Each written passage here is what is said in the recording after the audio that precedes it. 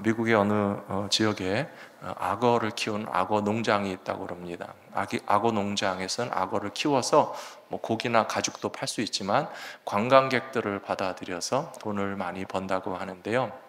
그 관광 프로그램 중에는 뗏목과 같은 작은 배를 타고 악어가 우글우글하는 그 연못 한복판까지 들어가서 가까이에서 악어를 볼 수 있는 그런 옵션도 있다고 합니다. 겁은 나지만 또 가까이서 보고 싶은 마음에 그 배를 타고 호수 한가운데 들어가시는 분들이 있는데요.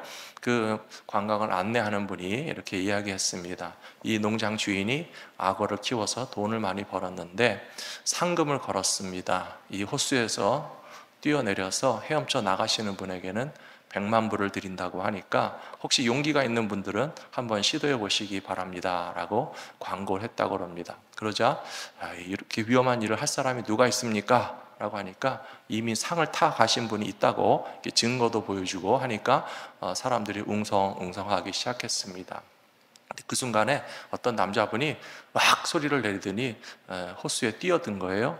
그리고 악어들이 쫓아올까봐 막 죽을 힘을 다해서 헤엄쳐서 육지로 헤엄쳐서 나갔습니다. 그리고 육지에 나가서 그 남자분이 하시는 말씀이 누구야? 나를 떠민 사람이 누구야? 그렇게 소리를 쳤다는 거예요. 그 이야기를 해주신 분이 하는 말씀이 모든 남자들의 성공 뒤에는 밀어주는 아내가 있기 때문이다 하는 그런 말을 하시더라고요. 어쩌면 좀 웃자고 하는 말 같아 보이지만 너무 심각하게 받아들이지는 마시기 바랍니다. 그런데 그 말이 좀 저는 이해가 될 것 같은 기분이 들었습니다. 우리가 주저하고 용기를 내지 못하는 경우가 많이 있어요.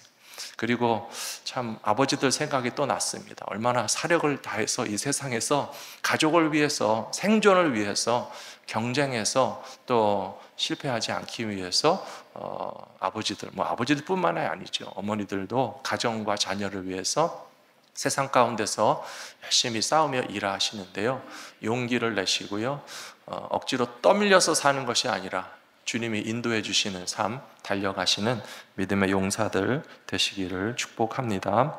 오늘 말씀은 영적 성장에 관한 말씀을 드리려고 준비했습니다. 우리의 믿음이 자라고 신앙이 자라는 것도 오늘 본문 말씀을 특별히 찾은 이유는 하나님이 자라게 하신다라고 하는 말씀을 읽으면서 신앙이 자라는 것이 하나님의 뜻이고 신앙을 자라게 하시는 분도 하나님이신데 그럼 우리는 어떻게 하여야 영적인 성장과 신앙의 성장을 경험할 수 있을까라고 하는 것을 나누기 위해서 말씀을 준비했습니다. 먼저 첫 번째로 육체의 성장과 건강에는 분명히 한계가 있습니다. 우리의 육체가 성장하는 것도 어떤 한계가 있고요. 우리 육체의 건강을 유지하는 것도 언제까지나 가능한 것이 아닌 것은 사실입니다. 하지만 우리의 신앙 성장은 계속될 수 있다라고 하는 것이 오히려 저는 참 감사하게 생각되어졌습니다. 우리는 영적으로 더 건강해질 수 있고요. 영적으로 더 강해질 수 있고요. 신앙적으로 더 완성에 가깝게 나아갈 수 있는 기회를 주셨다라고 했기 때문에 우리는 육체의 건강만 돌볼 것이 아니라 신앙의 성숙과 건강을 위해서도 힘쓰는 것이 당연하다고 성경 말씀이 우리에게 가르쳐 주시고 있는 것입니다. 오늘 골로새서 2장 18절에 보시면 그러므로 먹고 마시는 것과 절기나 초하루나 안식일을 이유로 누구든지 너희를 비판하지 못하게 하라 그렇게 이야기하고 있습니다. 먹는 것, 마시는 것 중요합니다. 절기를 지키고 어떤 때에 어떤 음식을 먹든지 혹은 먹지 않는 것이 다 유익하기 때문에 그런 종교적으로 신앙적으로 규범을 만들고 명절의 질서를 만들어서 지키게 한 것이 필요하지만 그러나 그것이 전부는 아니라고 하는 것입니다. 예수를 믿는 사람들이 먹는 것 때문에 비판을 받아야 할 필요도 없고 먹는 것 때문에 너무 신경을 쓰면서 살 필요도 없다라고 하는 말씀이라고 생각합니다. 예수님께서 먹고 마시는 것을 가지고 유대교 지도자들이 다방면으로 공격을 했습니다. 예를 들면 예수님의 제자들은 왜 금식을 안 합니까? 라고 하는 그런 공격을 받았습니다. 금식 안 하는 것을 지적하는 사람들의 특징은 나는 금식한다. 그것 자체를 자랑하는 사람들이에요. 금식하는 것이 나쁘지 않고 좋은 것입니다. 경건에 도움이 됩니다. 우리 성도님들도 아마 기도하실 때 때로는 내가 정말 하나님 앞에 금식도 하면서 기도할까 해보신 적이 있으실 거예요. 그래서 간절한 마음으로 하나님 앞에 누구에게 말하거나 자랑하는 것이 아니고 정말 내 스스로 금식하면서 기도하는 것은 굉장히 경건한 신앙생활에 속한 일이지만, 내가 금식했다고 해서 다른 사람들에게도 왜 당신은 금식도 안 합니까? 라고 하는 말은요, 그것은 결국 벌써 자기가 금식하는 것을 자랑하는 태도예요. 금식을 자랑할 것이 아니라, 다른 사람에 대해서 왜 금식하지 않느냐라고 지적할 것이 아니라 하나님 앞에서 진실한 마음으로 기도하면 될 것입니다. 또 그러면서 바리새인들이나 유대교 사람들은 예수님의 제자들을 가리켜서 먹고 마시는 걸 좋아한다, 그런 비판을 자꾸 했습니다. 예수님이나 제자들이 그런 말을 들으실 기회가 있기는 했던 것 같아요. 가나 혼인잔치 자리에서 포도주가 부족하니까 예수님이 포도주를 만들어 주셨잖아요. 그것도 아주 맛있는 포도주를 만들어 주셨어요. 얼마나 예수님과 예수님의 제자들이 즐겁게 혼인잔치에서 음식도 드시고 포도주도 마시는 것을 보면서 괜히 시기하고 질투하는 마음이 생겼는 것 같습니다. 사랑하는 성도 여러분, 예수님은 그 비판을 받으시고 뭐라고 대답하셨는가 하면요, 혼인잔치뿐만 아니라 예수님의 제자들이 항상 정말 즐거움이 넘쳤던 것 같아요.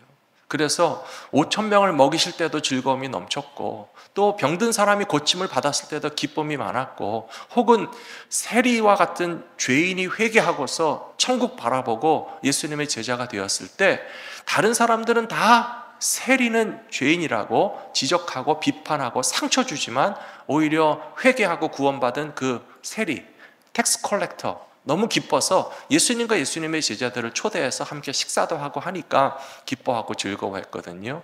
근데 그거를 자꾸 시기하고 질투하면서 비판하니까 예수님이 하시는 말씀이, 혼인잔치에서 신랑과 친구들이 함께 있으면은 당연히 기뻐하고 파티하고 음식 먹고 즐거워해야 당연하지, 그게 뭐 이상하냐. 그러나 신랑을 빼앗길 날도 오리니 그때는 슬퍼할 수도 있을 것이다 라고 대답하셨던 예수님의 모습을 기억합니다. 다시 말씀드립니다. 사랑하는 성도 여러분, 먹는 것과 마시는 것이 중요하지만 그게 전부 다는 아닙니다. 그것보다 더 중요한 것이 있다는 사실을 우리는 항상 잊지 말아야 합니다. 고린도후서 4장 16절에서 우리의 겉사람은 후패한다, 낡아진다, 그렇게 되어 있습니다. 그러나 우리의 속사람은 날로 새로워진다. 저는 이 마지막 부분이 참 중요하다고 생각합니다.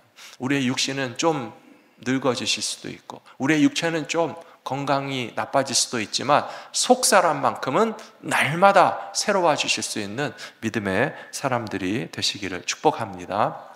그러면 속사람이 새로워진다는 것은 무엇이냐 하면 믿음이 자란다라고 하는 뜻입니다. 빌립보서 2장 11절 12절 말씀을 같이 한번 읽어 보시겠습니다. 모든 입으로 예수 그리스도를 주라 시인하여 하나님 아버지께 영광을 돌리게 하셨느니라. 그러므로 나의 사랑하는 자들아, 너희가 나 있을 때뿐 아니라 더욱 지금 나 없을 때에도 항상 복종하여 두렵고 떨림으로 너희 구원을 이루라. 우리 11절 말씀 다시 보여주시면 좋겠는데요. 앞에 11절 말씀, 모든 입으로 예수 그리스도를 주라 시인하면 어떻게 되는 거죠? 예수님을 주님이라고 고백하는 사람은 구원을 받았습니까? 못 받았습니까? 구원을 받은 거예요. 예수님이 우리의 구원의 주님이시라고 시인하고 입술로 고백하고 마음에 믿으면 우리에게 구원의 선물을 주신 하나님께 우리가 은혜로 받은 겁니다. 그런데요, 좀 이상한 말씀이 12절에 보시면 11절에서 예수님을 주님으로 고백해서 구원을 받았다고 생각했는데 12절에서는 두렵고 떨림으로 구원을 이루어 가라고 말하고 있어요. 그럼 구원을 받은 건지 받을 예정인지 받고 있는 건지 받게 될 것인지 조금 헷갈릴 수 있잖아요. 그래서 어제 히브리서 말씀을 보면서도 우리가 공부를 했는데요, 하나님의 구원은 우리에게 선물로 줬고 우리는 믿음으로 받습니다. 우리가 무슨 공로나 행위나 잘난 것이 있어서 구원을 막 쟁취하고 막 구원을 만들어내기 위해서 몸부림쳐서 구원받는 게 아니고요, 하나님께서 우리에게 사랑으로 구원받을 수 있는 기회를 주시고 독생자 예수 그리스도를 나를 위해서 주신 것을 믿으면 우리가 구원을 받는 거예요. 그런데 우리가 그렇게 구원을 받았지만 그 이후에, 구원받은 후에 아무것도 안 해도 된다는 뜻은 아니에요. 구원받았기 때문에 믿음이 자라고 영적인 성장이 따라오는 것이 자연스러운 일이라고 하는 것입니다. 혹시 무슨 씨를 뿌려가지고 식물 하나를 키워본 적이 있으세요? 한국에서 누가 뭐 상추씨, 뭐 깻잎씨, 고추씨 뭐 그런 걸 보내주시기도 하고 또 사온 적도 있는데요.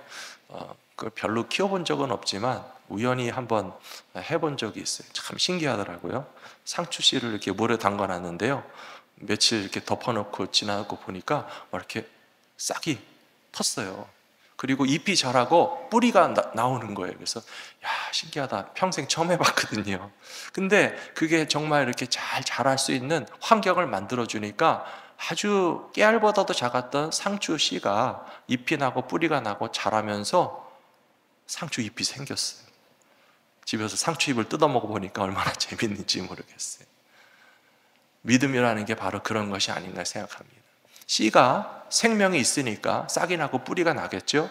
근데 아직 겨우 어린 싹이 냈을 때 그거는 봤을 때 상추 같아 보이지도 않아요.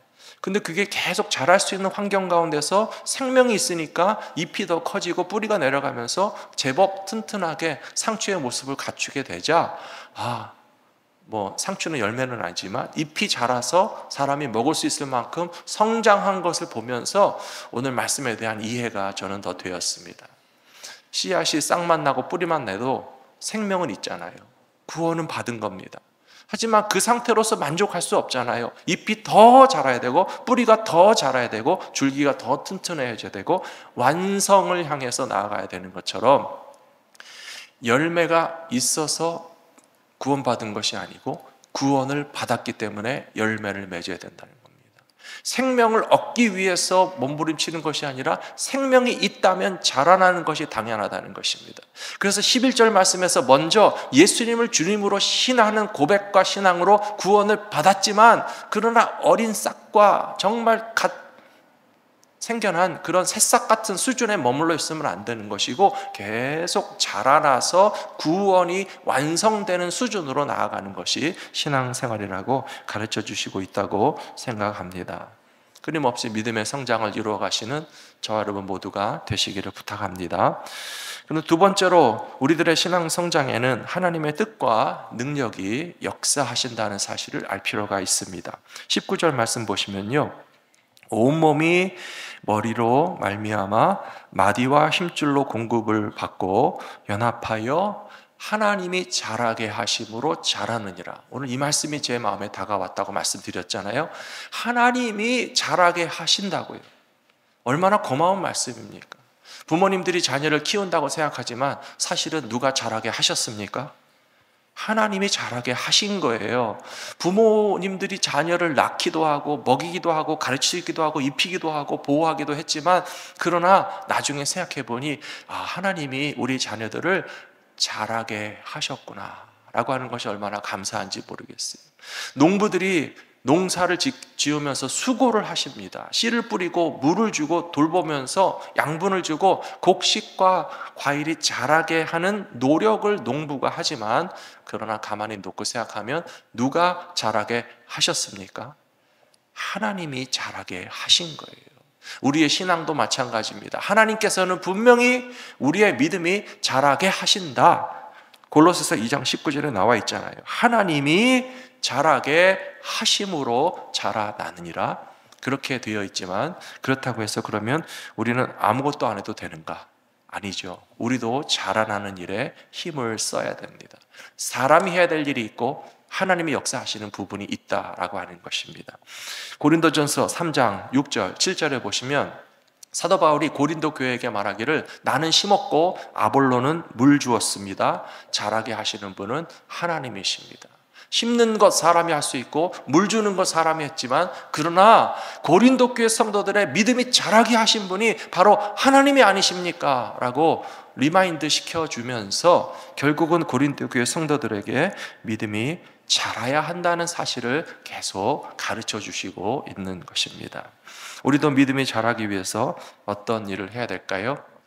고린도전서 2장 2절에 보시면요, 갓난 아이들과 같이 순전하고 신령한 젖을 사모하라. 이는 그로 말미암아 너희로 구원에 이르도록 자라게 하려 함이라. 그렇게 되어 있습니다.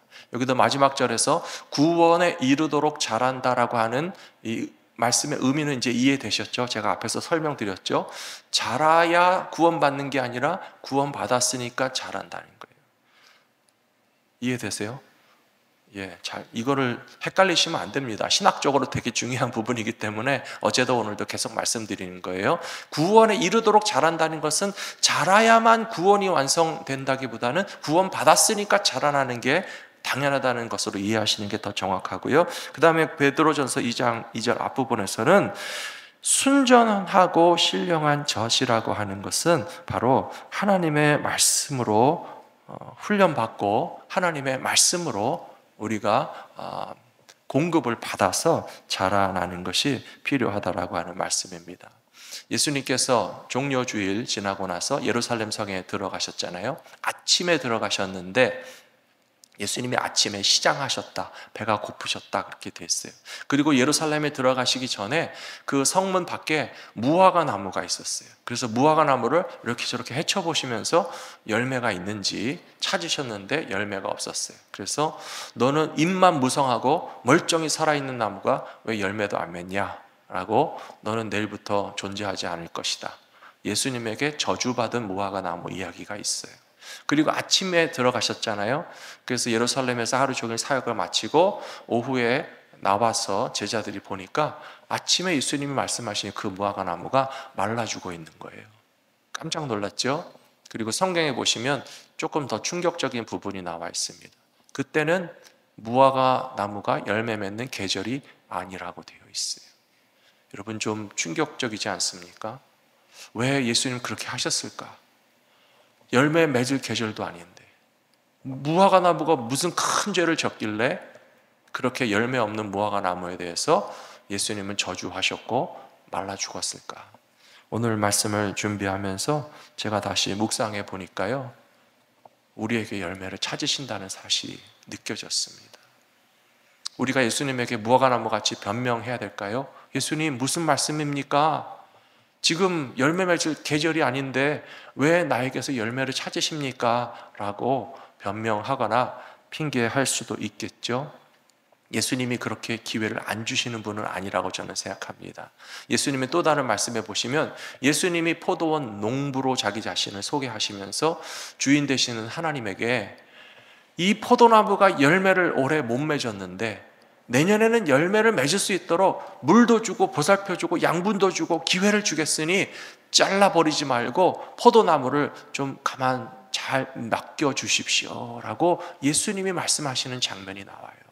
사랑하는 성도 여러분, 무화과 나무 이야기를 생각하면서 예수님이 인정사정도 없이 당장에 열매 맺지 않았다고 해서 무조건 저주해서 나무를 죽이시는 분이 아니시고요, 오히려 우리에게 여러 번 기회를 주셨고 평생 신앙생활 하면서 여러 가지 아름다운 열매를 맺을 수 있는 기회를 주시고 또 주시고 우리를 가꾸어 주시고 양분을 주시고 우리를 위해서 공급해 주시는데, 그러나 무한정 기회가 주어지는 것은 아니다 라고 하는 것을 생각하면서 아직도 우리가 믿음의 성장을 이룰 수 있고 아직도 우리가 열매 맺을 수 있는 기회를 예수님이 주신다면 그 열매 맺는 신앙의 성숙함을 향해서 열심히 나아가시는 저와 여러분들이 되셔야 할 줄로 믿습니다. 어제 히브리서 말씀을 보면서 또 느낀 점이 많이 있습니다. 신앙의 기초에만 머무는 것으로 만족하면 안 된다는 말씀이 나오더라고요. 기초가 중요한 것은 사실이에요. 하지만 기초만 닦았다고 해서 끝난 것은 아니라는 말씀이 어제 토요 새벽기도의 말씀에서는 저에게 다가왔어요. 맞는 말씀입니다. 여러분, 집을 짓는데 기초를 잘 닦아야 되겠죠? 그런데 기초를 잘 닦았다고 해서 집이 완성됐습니까? 아니잖아요. 그 집을 마저 다 지으셔야 돼요. 벽을 세우고 기둥을 세우고 지붕을 덮고 또 안에를 다 갖춰서 사람이 들어갈 수 있는 집을 완성해야만 기초를 잘 닦은 것이 의미가 있지. 기초는 너무너무 튼튼한데 아직 집 공사를 마무리하지 않았다면 갈 길이 먼 것이에요. 근데 참 다행이고 감사한 것은 집은 혼자서 지을 수 없겠죠. 우리에게 바로 교회라고 하는 공동체를 주신 이유가 거기 있다고 생각합니다. 교회라는 신앙 공동체를 통해서 우리가 단단히 연결되고 결합될 때에 온전한 영적 성장도 이룰 수 있다는 것을 그래서 성경이 우리에게 말씀해 주시는 겁니다. 오늘 세 번째 요지가 되겠습니다. 교회는 예수님의 몸이라고 이야기합니다. 그리고 교회 지체들은 서로가 다 연결되어 있습니다. 참 신기하게도요, 아기를 보면 손도 작고 발도 작습니다. 키도 작고 몸무게도 얼마 나가지 않습니다. 근데 아이들이 자라고 나면요 어떻게 되는지 아세요? 손도 커지고 발도 커지고 몸도 균형에 맞게 커지게 돼 있어요. 우리의 성도들의 신앙생활도 마찬가지라고 생각합니다. 예수님의 몸 안에서 서로 연결된 성도들이요 다 비슷비슷하게 성장하게 골고루 건강해지는 것이 당연한 것 같아요. 근데 어느 한쪽이 연약하고 잘 자라지 못하면 그 한 부분만 그런 게 아니라 다른 분들도 함께 연약할 수 있고요. 교회마다 제가 그런 걸 느낍니다. 어떤 성도들에게 강점이 나타나는 교회는 그 교회 성도들이 다 비슷비슷한 강점을 가지고 있어요. 어느 교회에서 어떤 성도들에게 어떤 약점, 발달하지 못한 부분이 있는 성도들이 있는 교회는 그 교회에 또 많은 사람들이 비슷비슷하게 성숙하지 못한 그런 부분들이 나타나는 것 같아요. 예수님의 몸 안에서 서로 연결되어 있다는 것이 이렇게 중요하구나라고 하는 것을 깨닫게 됩니다. 에베소서 4장 말씀해 보시면 우리 같이 한번 읽어보실까요? 먼저 13절과 14절을 읽어보겠습니다.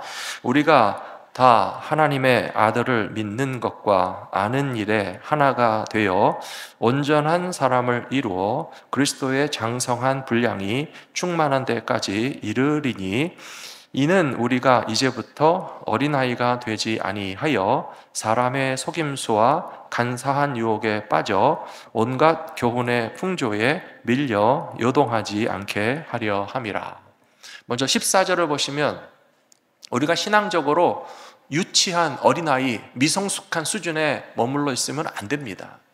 왜냐하면 신앙적으로 아직 어리고 미숙하기 때문에 사람의 속임수나 간사한 유혹에 빠질 수 있다라고 되어 있잖아요. 말씀 보여주십시오. 14절에 보시면 사람의 속임수와 간사한 유혹에 빠지지 않고 이 시대의 악한 풍조에 밀려서 요동하지 않으려면 우리는 믿음에 있어서 성장하는 어른스러운 신앙을 가진 사람이 되어야 되거든요.